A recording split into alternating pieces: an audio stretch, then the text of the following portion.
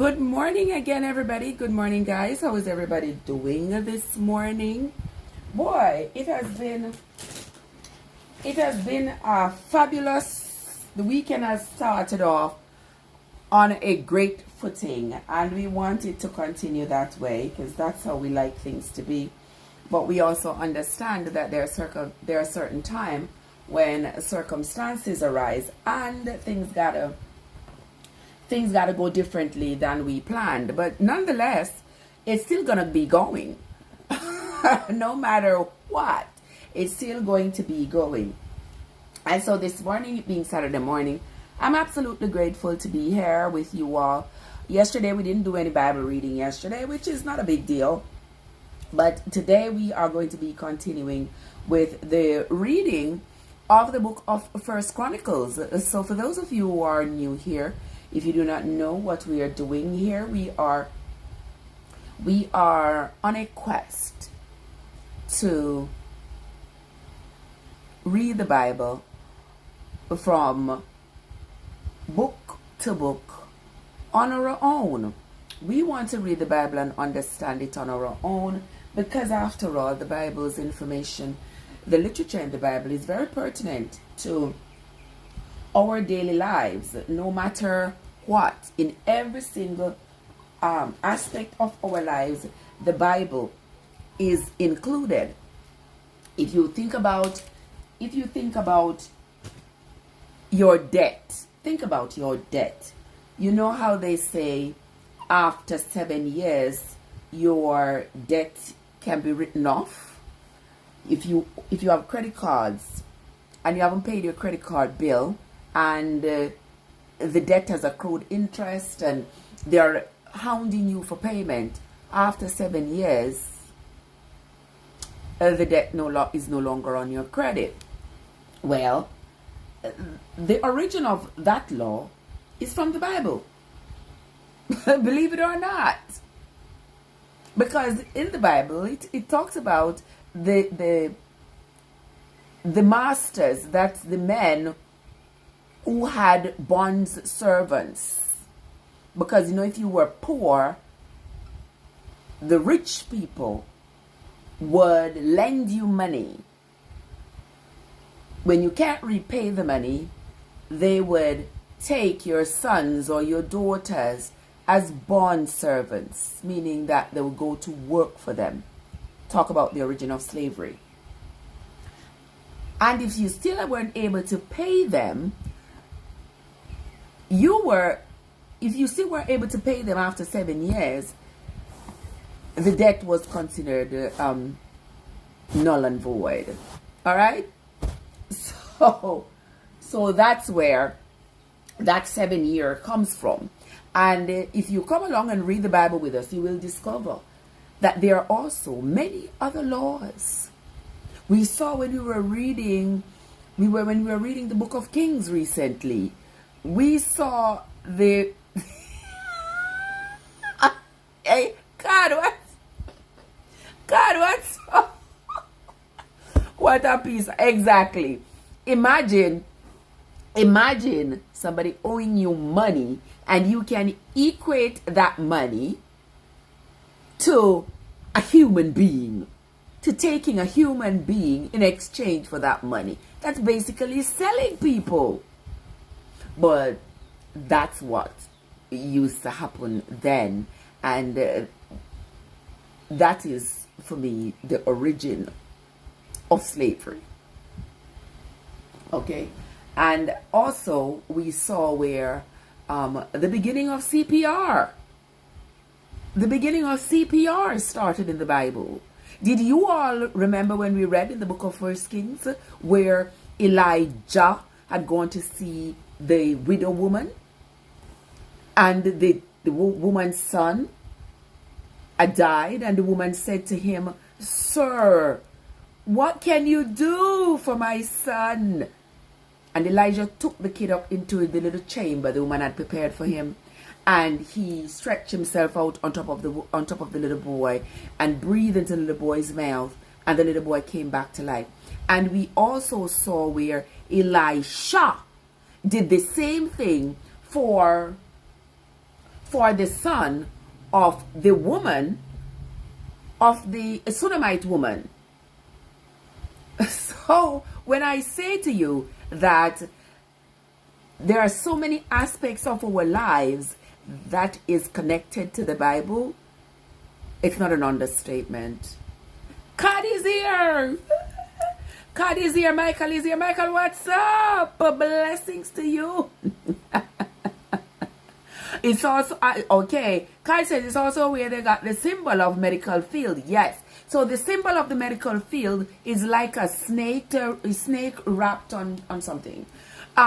So you all know that that came from the Bible as well, because remember when Moses, the people were traveling in the wilderness, apparently they were being bitten by snakes a lot. Lots of people were being bitten and eventually dying from the snake bites in the wilderness. And so that's when Moses built a snake symbol, a snake out of brass, and he was instructed to put it on a stick, put this snake thing on a stick, and whenever any of the people of the children of Israel were bitten by a snake, all they had to do was to stare on this snake on a stick, and they would get better. And the children of Israel lived by that religiously. Whenever they were bitten by a snake, they would stare on this fake snake, this symbolic snake, and they would be healed. Make a viper bite you know when you go and go look for one snake symbol now. Keep looking. Anywho,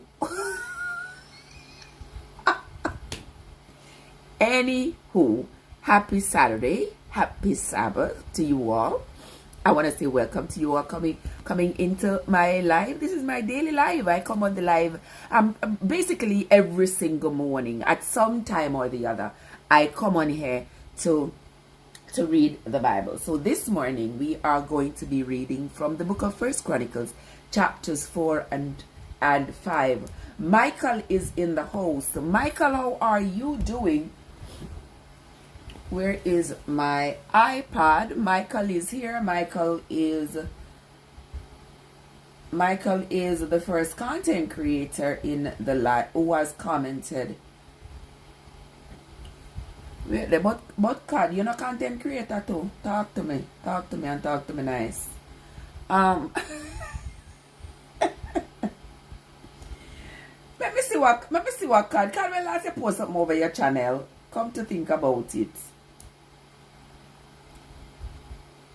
Eh?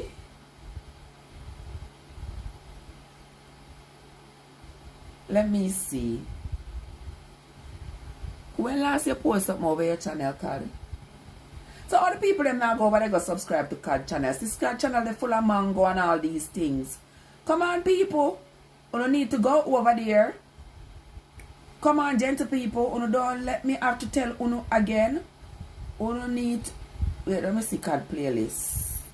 Alright, Card playlist of different people on it. So yeah, a different people them. I mean I give them the people them my watch over. Card, please to put a playlist with your stuff.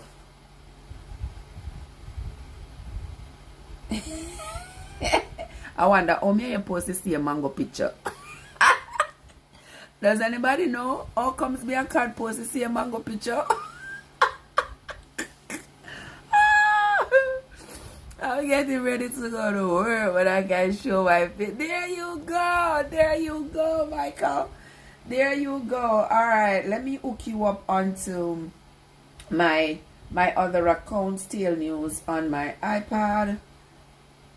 Let me. Michael MTC Kitchen. I don't know if you. I don't know if I'm sure I have. You see, I start typing it and it pops up. Yes, I am subscribed to you with this channel. So this is Michael. Let me see Michael's playlist. Is there any I haven't run yet? Because Michael have one live, yeah. Alright. Alright, it's clear that my eyes wasn't on my eyes haven't been on the screen when this has played before, because I have no thumbs up. So once my eyes go on your video, I do the thumbs up. So guys, welcome. Thank you all so much for coming into the live. I sincerely appreciate each and every one of you. Come on down, Michael. Come on down. Wow. So guys, get your book Bible or your Google Bible and come on over with me and let us read the book of 1 Chronicles, chapters 4 and 5 we're going to do today. The sons of Judah. Remember Judah? Judah was the son of Jacob. Pharez, Ezron, and Camri, and Hur, and Shobal. Okay. And Reala, the son of Shobal, begot Jahath. Now, for those of you who don't know the beginnings of the story, remember Judah had Pharez with Tamar, but this confusion still plagues me though, Cad. Cad, help me out here. This confusion still plagues me, because here we have Judah naming his sons Pharez, Hezron, Camri, Hur, and Shobal. We know that Reuben had a son by the name of Carmi. Or was it Carmi or Camri? Hold on there, lovely people. Let us see what is going on here.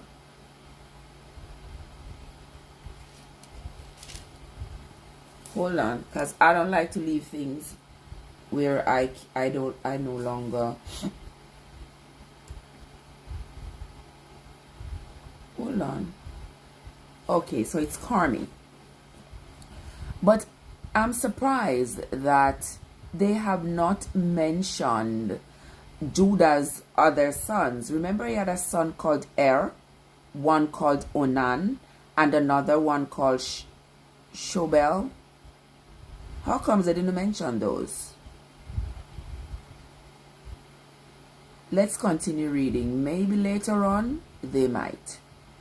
The sons of Judah, Pharez, Hezron, Carmi, Hur, and Shobal. And Reila, the son of Shobal, begot Johath, and Johath begot Ahumai, and Luhad, or Lahad. These are the families of the Zarothites. And these were of the father of Etam, Jezreel, and Ithma, and Idbash, and the name of their sister was Azeliponi. Azeliponi? Azeliponi. And Penuel, the son of Gedor, and Ezer, the father of Ushah. These are the sons of the firstborn of Ephratah, the father of Bethlehem.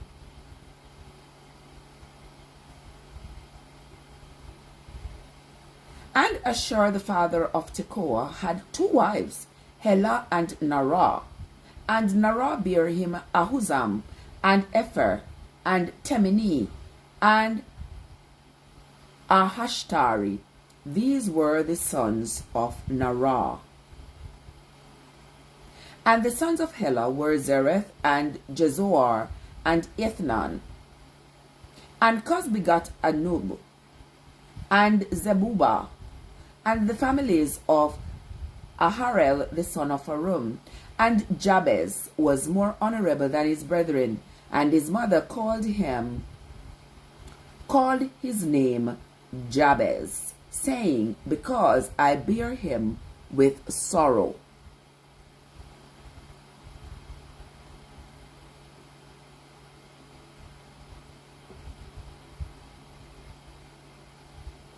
Okay, God says, I think Cameron is Jacob's nephew. But hold on.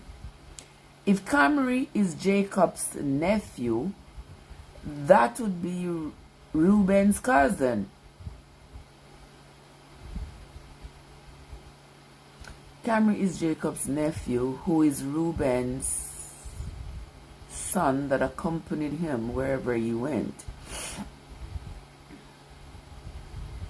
Yeah, if Camry is Jacob's nephew, he's not Reuben's son. He would be, if he's Reuben's son, then it's Jacob's grandson. Check that out. Alright, let us continue.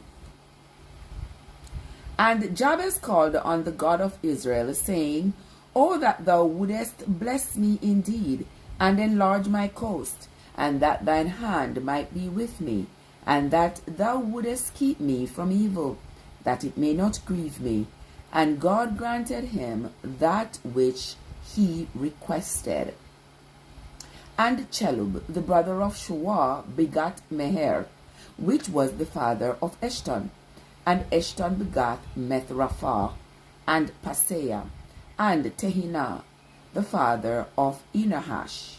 These are the men of Rekah. And the sons of Kenas, Othniel, and Zeriah, and the sons of Othniel, Athath. And Meonathal begat Ophrah. And Sariah begat Joab, the father of the valley of Charashim, for they were craftsmen. And the sons of Caleb, the son, okay, so this is a different Caleb. This is a different Caleb. The sons of Caleb, the son of Jephunneh. Aru, Elah, and Naam. And the sons of Elah, even Kenaz. And the sons of Jehalelel, Ziph and Ziphah, Tiriah and Azareel. And the sons of Ezra were Jether and Mered and Epher and Jalon. And she bare Miriam and Shammai and Ishbah, the father of Eshtemoa. So guys, you see, when we are reading the Bible, we notice that a lot of the names are repeated, and it's not because it is not the same person. It is not the same person. These are different people coming down the generations. So that is why when I say that you have to read the Bible and read it with context. If you pick up the Bible and read the Chronicles and you just read something about, and the sons of Caleb, the son of Jephunneh, you might think that, oh, but Caleb, oh, I know I read about a Caleb before. Certainly you did. But you'd have to continue reading to realize that it's not the same Caleb that we read about back in Genesis. Okay, let us continue. Verse 16. And the sons of Jehalelel, Ziph and Ziphah, Tiriah and Azareel. And the sons of Ezra were Jether and Mered and Epher and Jalon. And she bare Miriam and Shammai and Ishbah, the father of Eshtemoa. And his wife Jehudijah bare Jared, the father of Gedor, and Heber, the father of Soko, and Jekuthiel, the father of Zanoah. And these are the sons of Bethiah, the daughter of Pharaoh, which Mered took. And the sons of his wife Hodiah, the sister of Naham, the father of Keilah, and Keilah the Garmite, and Eshtemoa the Makathite. And the sons of Shimon. I mean, guys, those of you who have been with us as we have been reading, when we read the book on this foundation, do you all remember the name of the man who was the servant to Malchijah all his life? The name of that man was Shimon, wasn't it? And we keep hearing those same names. We keep hearing those same names as the names that were mentioned in that book. And so I'm here thinking that this author is very clever in using the names from the Bible and the story to have created that marvelous, that wonderful novel. And I've been looking to find some other novels from her, but I can't. I don't know if any of you have ever come across any other novel like on this foundation. Pyrim Herba, how are you doing, my love? Good to see you. Good to see you. Welcome into the live. Thank you so much for coming. Thank you so much for coming into the live. I sincerely appreciate you. Thank you for stopping by. My dear friend, guys, there is my friend Pyrim Herbal. If you have not yet connected with him, please go ahead and connect. All right, guys, thank you so much for coming, Pyrim. Pymin. Okay, now let us continue the reading. Verse 20, it says, and the sons of Shimon were Ammon and Rina, Benanan and Tilon, and the sons of Ishai were Zobeth and Benzoeth.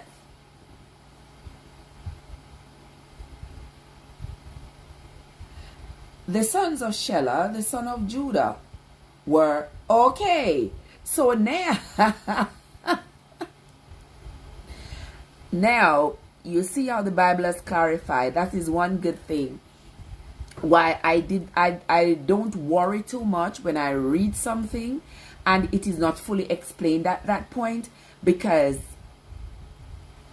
more often than not, later on in the reading, the Bible will explain itself. So here in verse 21 of chapter 4 of the book of 1Chronicles, the sons of Shelah, you remember Shelah?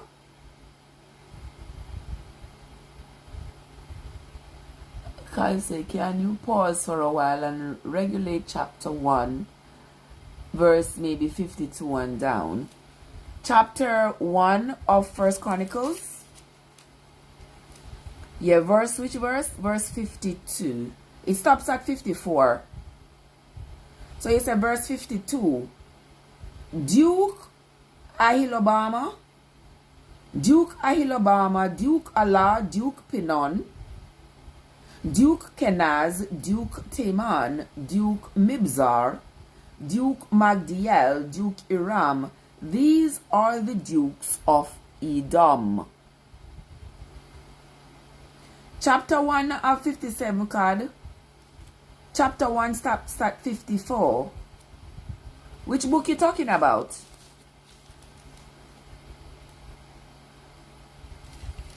Come on, sis, talk to me. Which book are you talking about? Because chapter 1 of 1Chronicles has only 54 verses.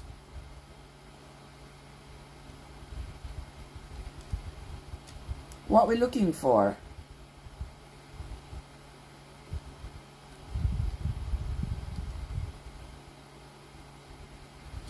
Andrea, buenos días, mi amor, ¿cómo está? How are you doing, Andrea? It's so good to see you, as always, my darling. Good to see you. Good to see you, Andrea. Come, talk to me. Come, Cad, talk to me. Tell me which chapter exactly you're talking about and which verse. How is everybody doing? It is Saturday. And I can hear my mom singing. Oh, there, joy and gladness. Oh, there, joy and life. Oh, there. My mom sings this song every Sabbath. Oh, there, sweet reflection. Most beautiful, most bright, on me the high and lowly, we come before before thy throne. Sing holy, holy, holy, to the Redeemer King. Oh, was the God? Okay, so Mr. Andrea, did you see what I did yesterday? I'm so proud of myself. I'm so proud of myself what I did yesterday. I finished cutting down the trees in the front of the window, and then I laid down that black cloth that I bought yesterday morning, and I laid down 10 bags of gravel. Well, the 10 bags of gravel I thought was going to be enough, but they weren't, so I'm going back to Walmart later to go get maybe another 10 bags, and then I'm going to spread it there, make it look nice with, with the gray gravel, and then I'm going to put some plants there. Yeah. I love it. It was great. It tired me out, but I was so pleased with my work. So pleased. And then I came in and I was going to go back live, but Jesus have mercy. My son called me. And me say, a piece of conversation and a piece of chattings. By the time my son done with me, me have to just go lay down here, man. I couldn't do anything else. Nothing else I could do. And then I got up this morning, wake up. I know, for the funny thing, I felt as though I was going to wake up feeling tired because of how tired I was yesterday. But boy, I woke up so refreshed. I went outside and finished watering my plants. Watered my plants today because I hadn't watered them since Wednesday. Oh my God. You should see them, Andrea. The peppers started falling off the tree. They were so bone dry. Because I've had to be digging up the soil around them because I've been watering them, but it seems like the soil is not compact enough. So the water is just draining right on through and leaving the roots bone dry.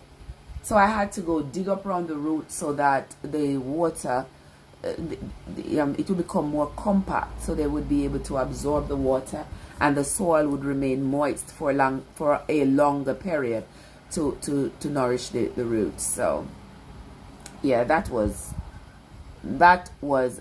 Yes, I read the chat. What I must read? Oh, sorry. Luke. Yes, I'm if you look for Luke. Oh yeah, send me all the way to Luke. Oh yeah, I didn't realize you were sending me to Luke, my love. Matthew, Mark, Luke. Luke what? Luke 1. And Luke 1, you say, and verse 57?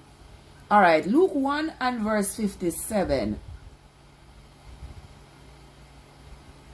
Now Elizabeth's full time came that she should be delivered, and she brought forth a son. And her neighbors and her cousins heard how the Lord had showed great mercy unto her, and they rejoiced with her. And it came to pass that on the 8th day they came to circumcise the child, and they called him Zacharias, after the name of his father. And his mother answered and said, Not so, but he shall be called John. And they said unto her, There is none of thy kindred that is called by this name. And they made signs to his father how he would have him called. And he asked for a writing table, and wrote, saying, His name is John. And they marveled all. And his mouth was opened immediately, and his tongue loosed, and he spake and praised God. And fear came on all that dwelt round about them, and all those saying were noised abroad throughout all the hill country of Judea. So, what that mean? The child spoke at 8 days old? And what does that mean? Nobody in their tribe, they don't use the name Zacharias?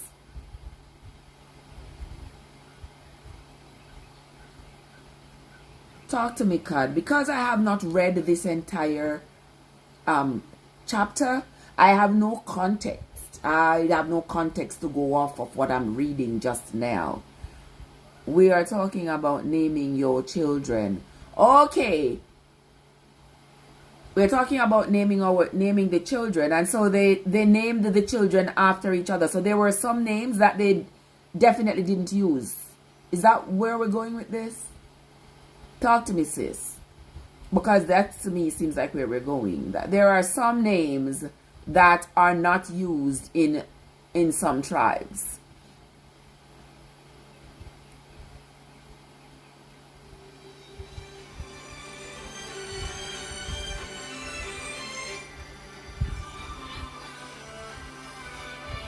Watch my answer. Hold on, let me answer this. Hello, sis.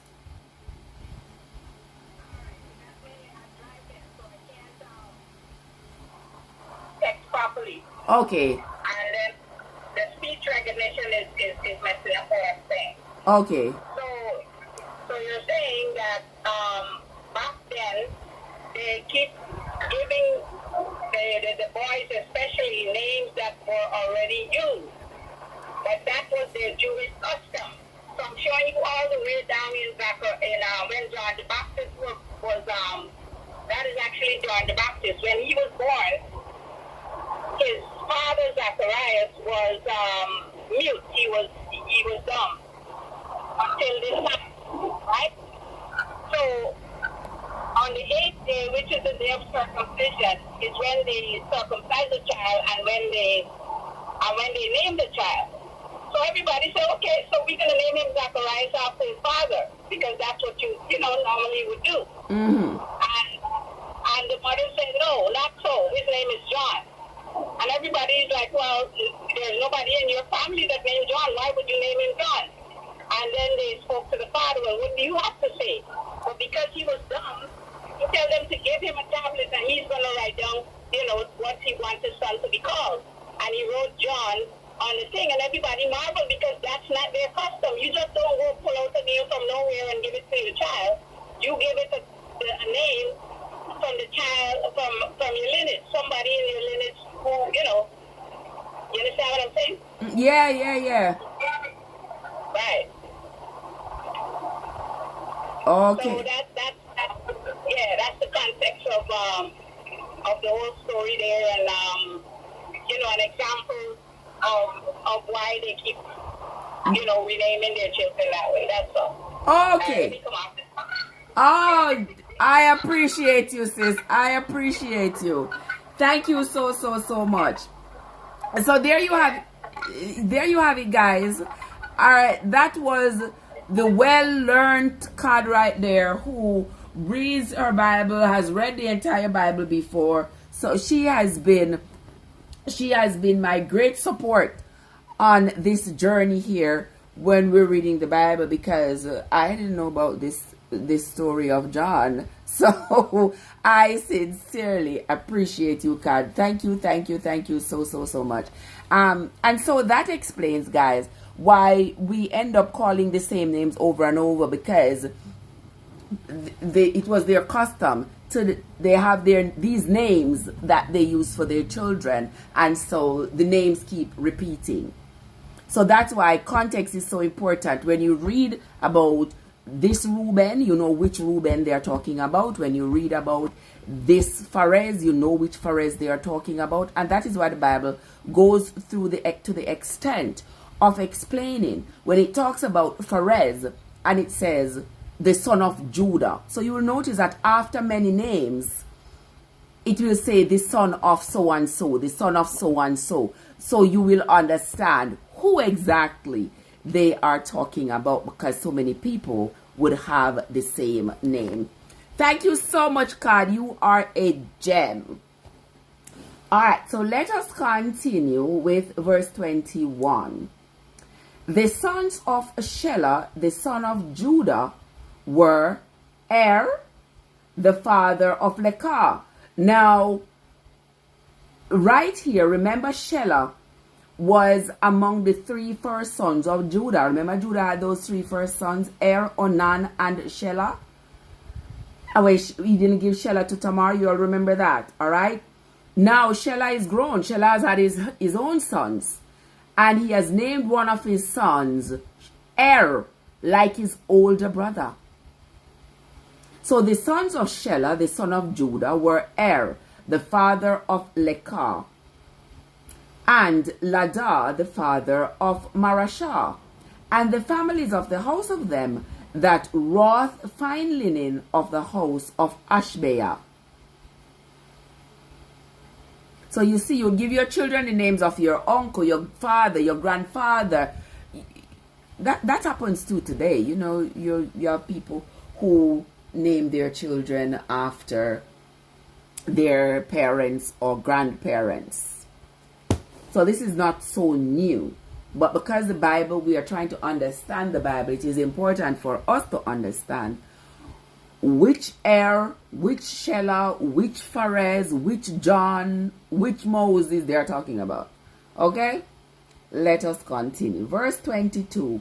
And Joachim, and the men of Chozeba, and Joash, and Saraph, who had the dominion in Moab, and Jashubilehem, and these are ancient things. These were the potters, and those that dwelt among plants and hedges. There they dwelt with the king of his work. Verse 24. The sons of Simeon were Menuel and Jamin, Jarib, Jerah, and Shaul. Shalom his son, Mibsam his son, Mishma his son, and the sons of Mishma, Hamuel his son, Zachar his son, Shimei his son. And Shimei had 16 sons and 6 daughters. But his brethren had not many children, neither did all their family multiply like the children of Judah. And they dwelt in Beersheba, and Moladah, and Hasashumal, and at Bilhah, and at Ezem, and at Tolad. Bilhah. Wasn't Bilhah the name of one of Jacob's concubines? Yes. And at Bethuel, and at Hormah, and at Ziklag. Ziklag was the place where David had gone to hide, wasn't it, guys? Wasn't Ziklag the place that Moses went to hide? Let me make sure. Ziklag.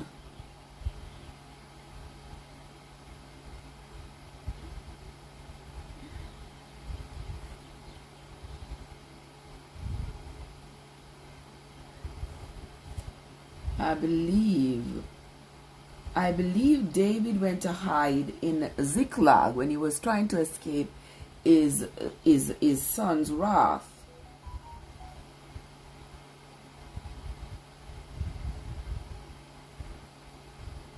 In 1 Samuel 1 verse 30, David and his men went to Ziklag.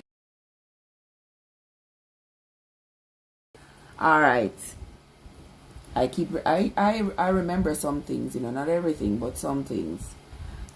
All right. And verse 30 says, and at Bethuel, and at Ormah, and at Ziklag, and at Beth Markaboth, and Azar Suim, and at Beth Berel, and at Sharahim. These were their cities unto the reign of David. And their villages were Etham and Aim, Rimmon and Token, and Ashan, 5 cities, and all their villages that were round about the same cities unto Baal. These were their habitations and their genealogy. And Meshobab and Jamlech, and Joshua the son of Amaziah, and Joel and Jehu the son of Josibiah, the son of Sarahiah, the son of Asiel, and Elionai and Jacobah, and Jeshoiah, and Azariah, and Adiel, and Jesimiel, and Benaiah. And Ziza, the son of Shiphi, the son of Alon, the son of Jedaiah, the son of Shimri, the son of Shemaiah. These mentioned by their names were princes in their families. So they mentioned the princes in the family, not everybody else. And the house of their fathers increased greatly. And they went to the entrance of Gedor, even unto the east side of the valley, to seek pasture for their flocks. And they found fat pasture and good, and the land was wide and quiet and peaceable, for they of Ham had dwelt there of old. Okay, God, we have found it. God, we have found it. We have found it. OMG. OMG. So, Kat and I were having a conversation about where the descendants, the children of Noah, had gone to live. Because remember, these people that we are talking about here are like after the flood. So, these people are descendants, would be descendants of Noah, right? Because remember, the Bible says that the entire world, I don't know if y'all believe it, but remember, the Bible said the entire world was drowned. And the only people who were saved were 8 people: Noah, his wife, their 3 sons, and their sons' wives. They said only 8 people were saved, So if that is to be believed, then it means that the rest of the world, as it existed post-Noah, meaning after Noah, are descendants of either Shem, Ham, or Japheth. Right? And so here in the book of 1 Chronicles chapter 4 and verse 40, and they found fat pasture and good, and the land was wide and quiet and peaceable, for they of Ham, that means the descendants of Ham, had dwelt there of old. So the descendants of Ham dwelt in this pasture here at Gedor. Let me see. J.O. is here, Jamaica Overseas. How are you doing? Good to see you. Jamaica Overseas is here. All right, let me see. So Jamaica Overseas. Oh my word! I did something that I should not have done. Wait there. Let me see this.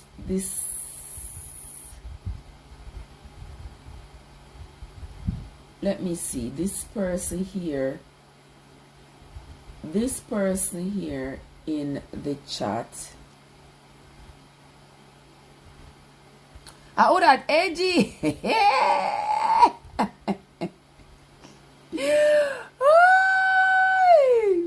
You get milk, edgy, what's up? I can't with you, AG. I cannot with AG at all. I can't with you. AG, little rabbit looking for his carrots. I'm right here. Carrot is right here, AG. Oh my gosh. Okay, alright. So I got Michael running right. Oh my god, I gotta go down the street, guys. In about the next 2 hours. I gotta go get me a number and a card for this phone here. Anywho, AG Jamaica Overseas, good morning. Alright. See, they're telling y'all good morning. You found your carrot. I can't teach you, AG. I cannot. But AG has found his carrot, and his carrot is right here. Alright?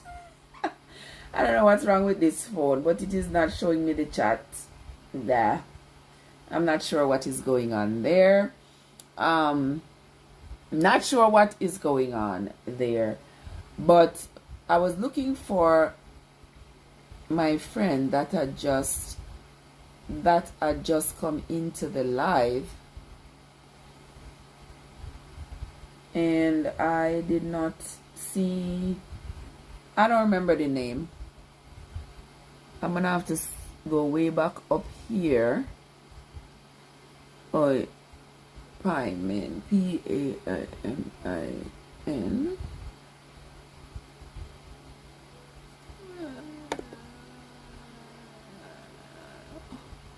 Hold on a minute, guys. I'm trying to make sure I find this person.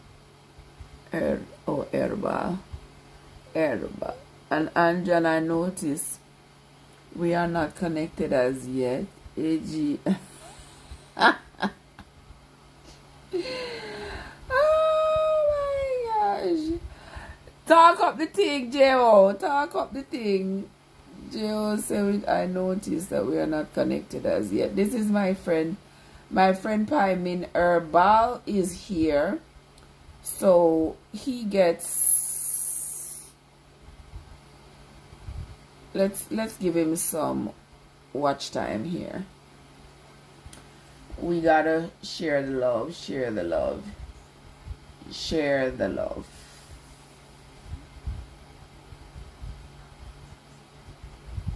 All right, so we got that. And also, so we got Michael over there. This one is running the chat because I'm using, you know, if you all noticed this morning, I'm using Prism, which is nice and beautiful looking. I like the background. I like Prism. It looks kind of bright-ish. But anyway, let us continue. Let us continue. Let us continue. Verse 41. And these written by name came in the days of Hezekiah, king of Judah, and smote their tents and the habitations that were found there. Okay, and these written by name came in the days of Hezekiah, king of Judah, and smote their tents and the habitations that were found there, and destroyed them utterly unto this day, and dwelt in their rooms, because there was pasture there for their flocks. Okay, I can't believe this, that all my friends here are not connected. What a piece of something. Can you believe that, J.O.? Come on, guys. We have to shape up on the folly ground. Shape up on the folly ground. If you all are not connected with J.O., please, go ahead and connect with J.O., please. Please. Please. All right? Okay. We are going to be reading from verse 39 again. And they went to the entrance of Gedor. They who? Let's read again. Let's start up at 36. And Elonai, and Jacobah, and Jeshoiah, and Aziah, and Ediel, and Jezimiel, and Benaiah, and Ziza the son of Shiphi, the son of Alon, the son of Jedaiah, the son of Shimri, the son of Shemai. These mentioned by their names were princes in their families, and the house of their fathers increased greatly. Now, these are talking about are the descendants of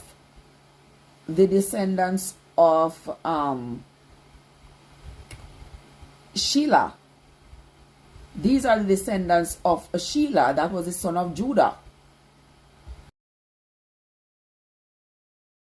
All the way over here, and we are now over at verse 38, where it says, these mentioned by their names were princes in their families, and the house of their fathers increased greatly. And they went to the entrance of Gedor.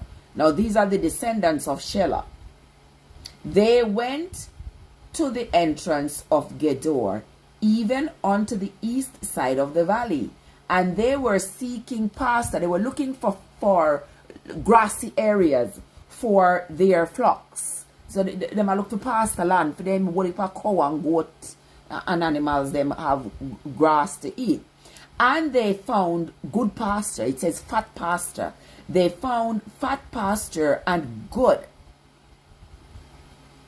And the land was wide and quiet and peaceable. That means that there wasn't too many inhabitants there. It was peaceful. It wasn't well inhabited. There was a lot of pasture land for their animals to graze.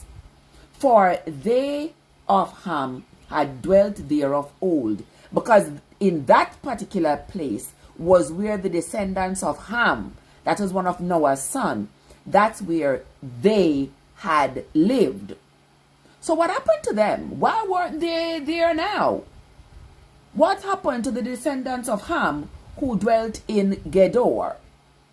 Let's find out. Verse 41.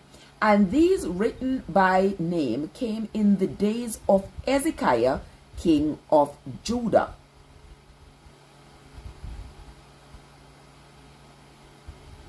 And they smote their tents and the habitations that were found there, and destroyed them utterly unto this day, and dwelt in their rooms, because there were pastures there for their flocks. So during the time of Hezekiah, when Hezekiah ruled Judah, they had basically destroyed the descendants of Ham who lived on that land in Gedor.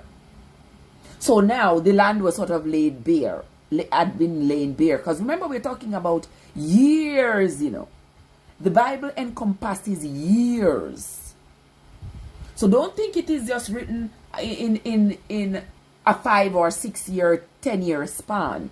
We're talking about generations. Because you see, when they're talking about one person, see, they're talking about Shelah here, and they have named just about 40 people, 40 generations. So imagine that. For you to have 40 descendants per generation, 40 generations of descendants, it has to be a lot of years. So let us continue. Verse 42, and some of them, even of the sons of Simeon, 500 men, went to Mount Seir, having for their captains Pelatiah, and Neriah, and Rephahiah, and Uzziel, the sons of Ishai. And they smote the rest of the Amalekites that were escaped, and dwelt there unto this day.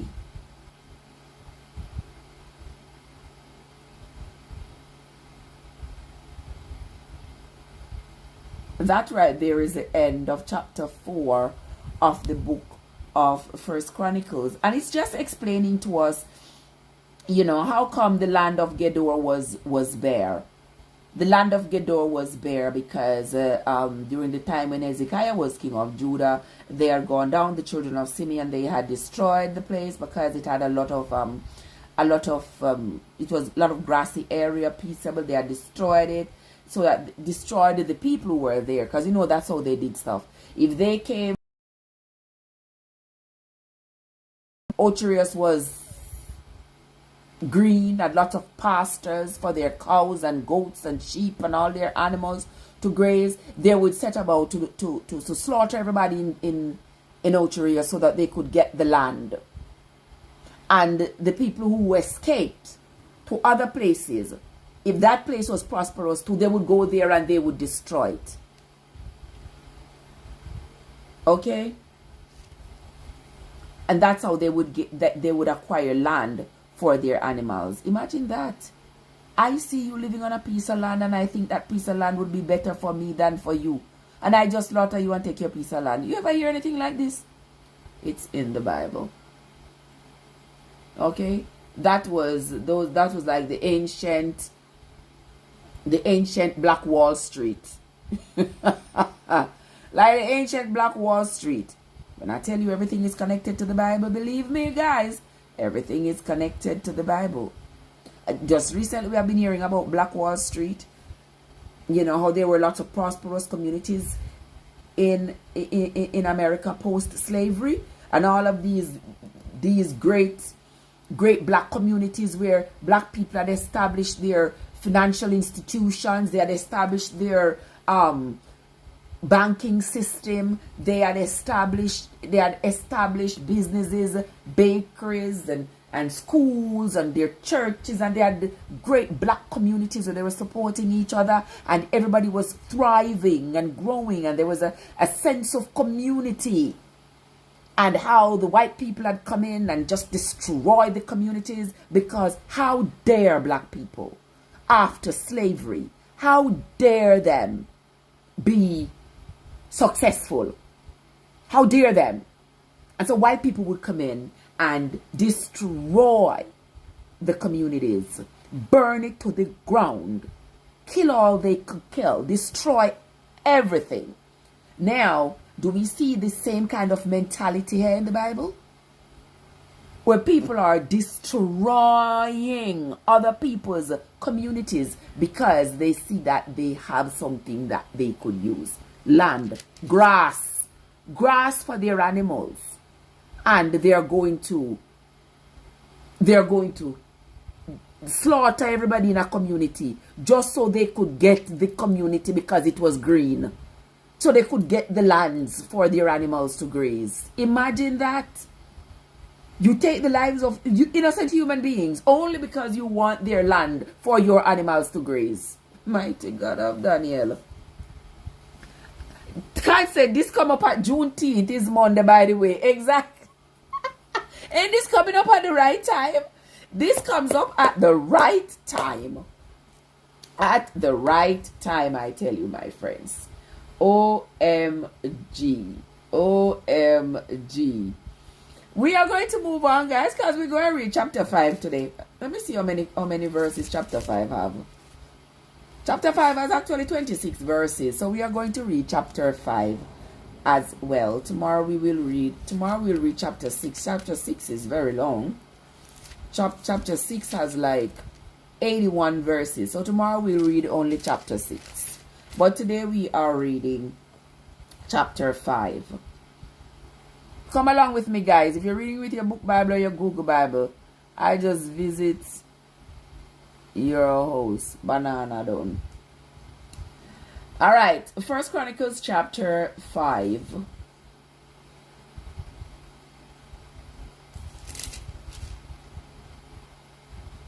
Now, the sons of Reuben, the firstborn of Israel. Okay, so you all see now that the Bible is talking about Reuben, the son of Jacob, you see it is making that distinction so as not to get us confused. And I appreciate that. Now, the sons of Reuben, the firstborn of Israel. For he was the firstborn, but for as much as he defiled his father's bed, his birthright was given unto the sons of Joseph, the son of Israel.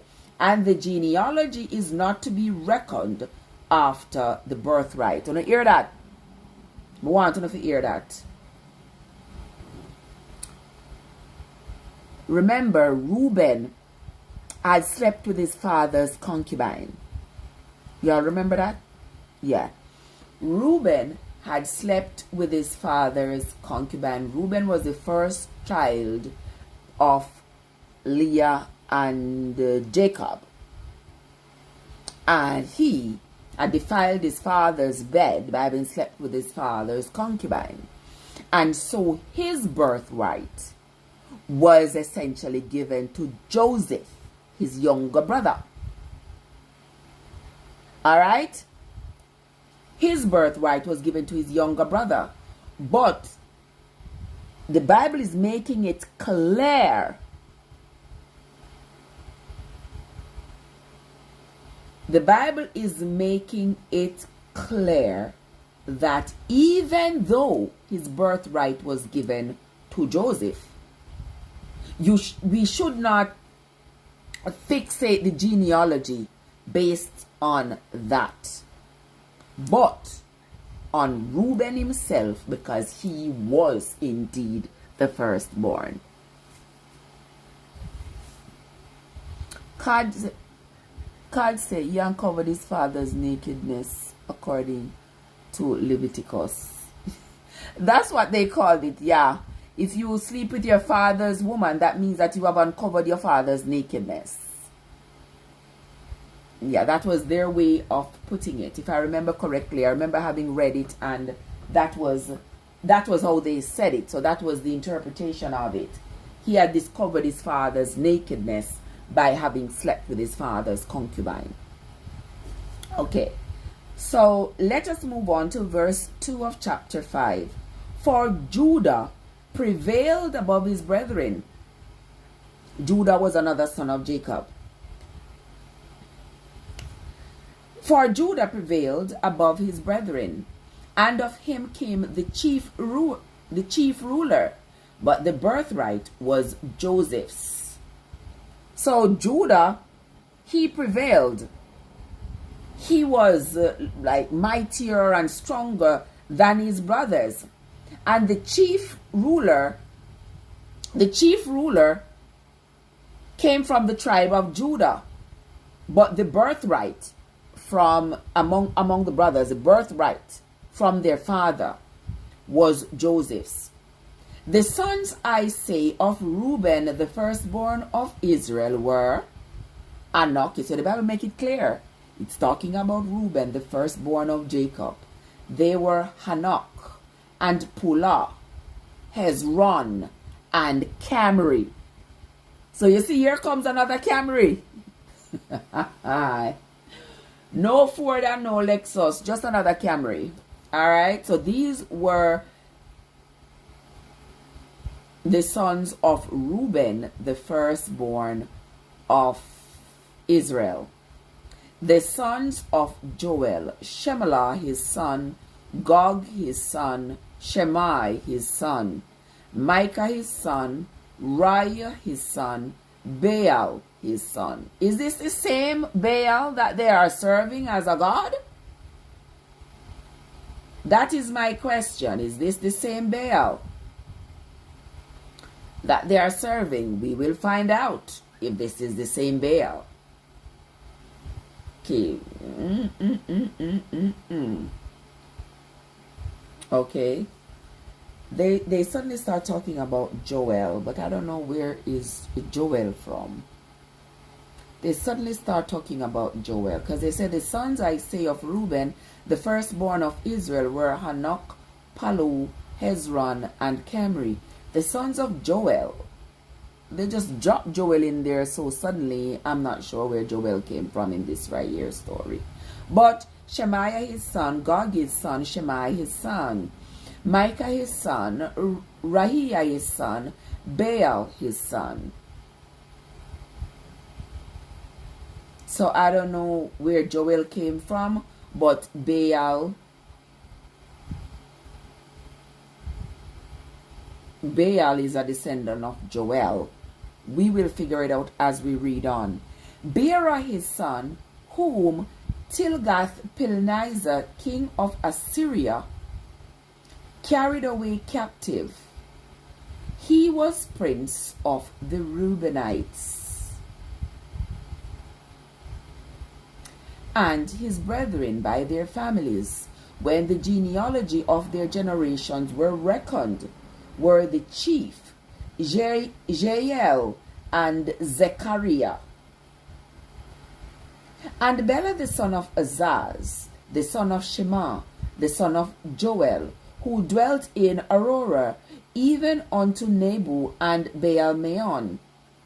And eastward he inhabited unto the entering in of the wilderness from the river Euphrates, because their cattle were multiplied in the land of Gilead. And in the days of Saul they made war with the Hagarites, who fell by their hand, and they dwelt till their tents throughout all the east land of Gilead. And the children of Gad dwelt over against them in the land of Bashan unto Salcah. Joel the chief You just pop up with Joel like this. Joel the chief, and Shapham the next, and Janai, and Shaphat in Bashan. And their brethren of the house of their fathers were Michael, and Meshullam, and Sheba, and Jorai, and Jachan, and Ziah, and Heber. There were 7 of them.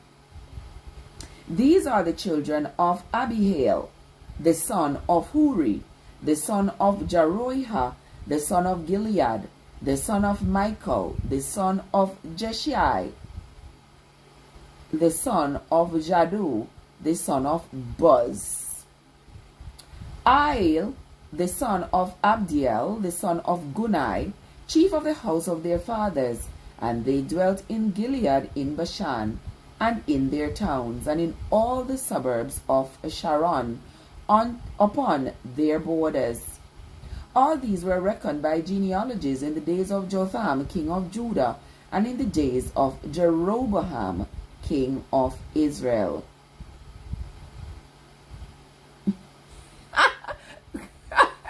God said it is rare from the land of Jamaica. From the land of Jamaica. You're right. You are so right, my friend. You are so right, because all these people from all these lands. Verse 18, the sons of Reuben and the Gadites, and half the tribe of Manasseh, of valiant men, men able to bear bucket and sword, and to shoot with bow, and skillful in war, were 44,760 that went out to war. Oh Lord Jesus. And all them a fight for is other people land, you know.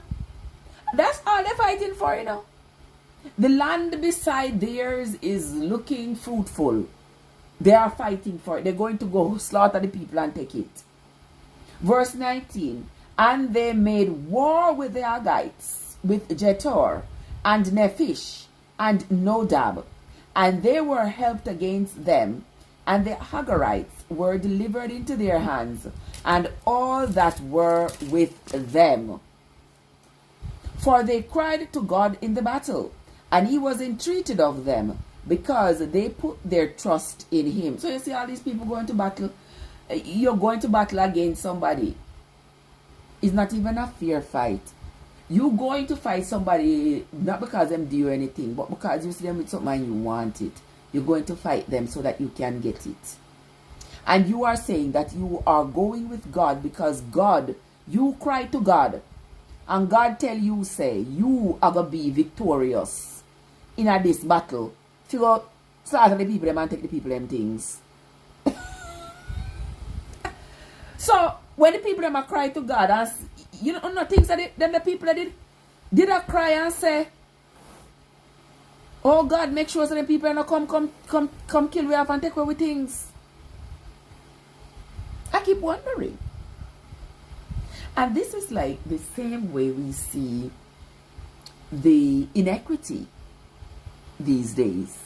And that's why a lot of people are questioning their faith. Because how comes me and you crying to the same God, praying to the same God, begging the same God for victory, and then you get victorious and me not get victorious? So why did God not answer my prayer but he answer your prayer? Why you win and me lose? And the two we pay the same offering, and the two we pray to the same God and worship him and all these things. You never thought about that? Anybody here ever thought about that? Maybe not, because a lot of times we find the justification and we say, you know, well, maybe I didn't do something right. Maybe it was my fault. Maybe let me go back to the drawing board. Let me check this out again. You know, maybe I didn't pay enough offering. Maybe I didn't. My heart really isn't that clean. I need to reevaluate myself. You want to see how this can drive you crazy and make you just keep like a dog chasing the tail, because there's going to be two elements in any race. There's going to be two elements: win or lose. Somebody's going to win and somebody's going to lose. Me not care how much God you pray to. You're either going to win or you're going to lose. So I am one of those people who I'm pressed to believe.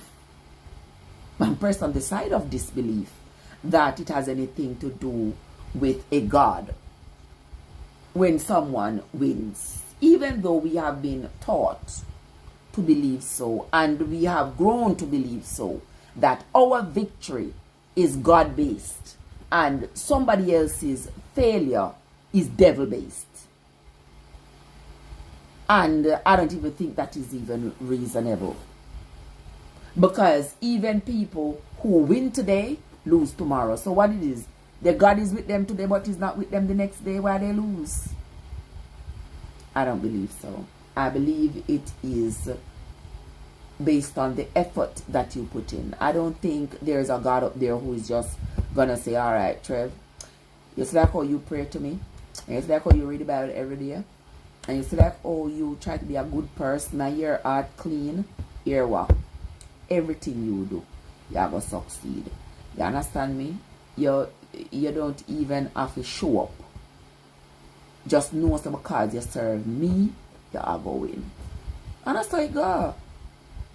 You have to do the work. You can't sit down and pray and go in an exam. And you sit down and you just pray. You never pick up a book and study. And think so when you get in the exam, because you pay a tithe and offering and you pray to God and you do all of these things, all of these religious things, that when you get into the exam, it is going to be enough to make you pass the exam. No! You have to study to pass the exam. So I just want us to think on those things, my friend. Think on it. Let us move right along.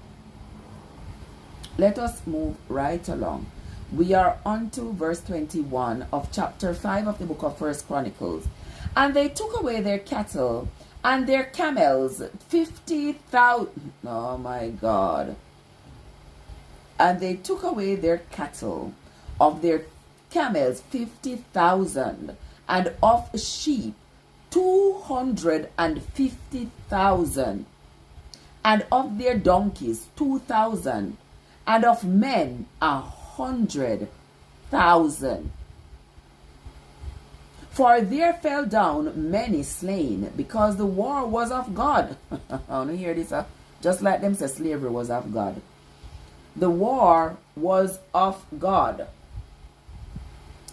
And they dwelt in their steads until the captivity. And the children of the half tribe of Manasseh dwelt in the land. They increased from Bashan unto Baal-Hermon and Senir, and unto Mount Hermon. And these were the heads of the house of their fathers, even Ephah, and Ishai, and Eliel, and Azriel, and Jeremiah, and Hudaviah, and Jadiel, mighty men of valor, famous men, and heads of the house of their fathers.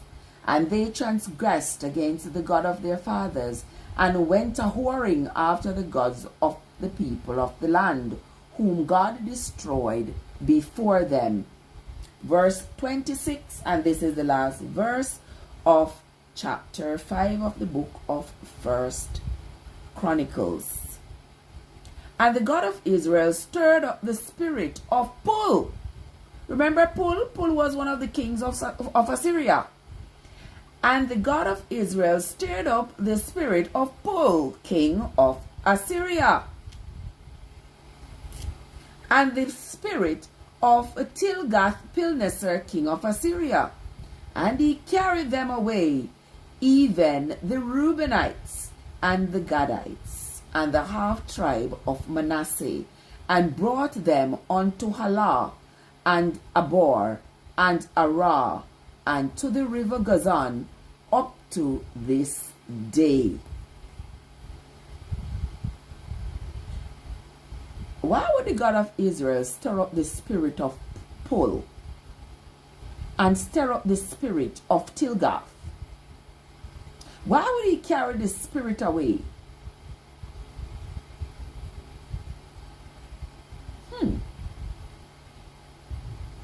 And he carried them away. Let's read that again, verse 26. And the God of Israel stirred up the spirit of Pul, king of Syria, and the spirit of Tilgath-Pilneser, king of Assyria. And he carried them away, even the Reubenites and the Gadites, and the half-tribe of Manasseh, and brought them unto Helah, and Habor, and Arah, and to the river Gozan, unto this day. Why was the spirit important? Not sure. But I'm sure the Bible will come again and explain to us what exactly they're talking about. Why it said that the God of Israel stirred up the spirit of Pul and the spirit of Tilgath and carried them away with the Reubenites, the Gadites, and the half of Manassites, and brought them to these places, Halah, Habor, and Arah, to the river of Gozan. So I don't understand why these Assyrian king spirits were important in dwelling amongst the Reubenites, the Gadites, and the Manassites. We don't know yet. But as we continue to read, I'm sure we will find the answer to that question. When we come back tomorrow, we will continue the reading of the book of 1Chronicles. Tomorrow, actually, we are going to be reading chapter 6.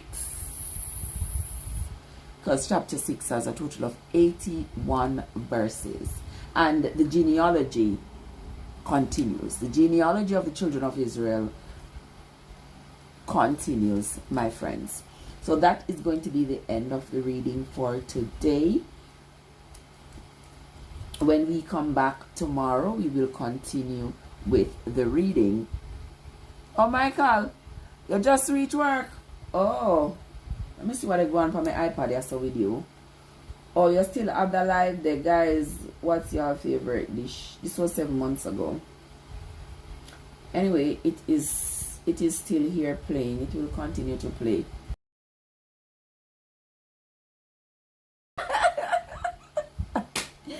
It will continue to play until I'm ready to use the iPad. And my friend Pyrim Herbal is playing as well over here on this other account. My friend is from one of those Asian countries. I think he's from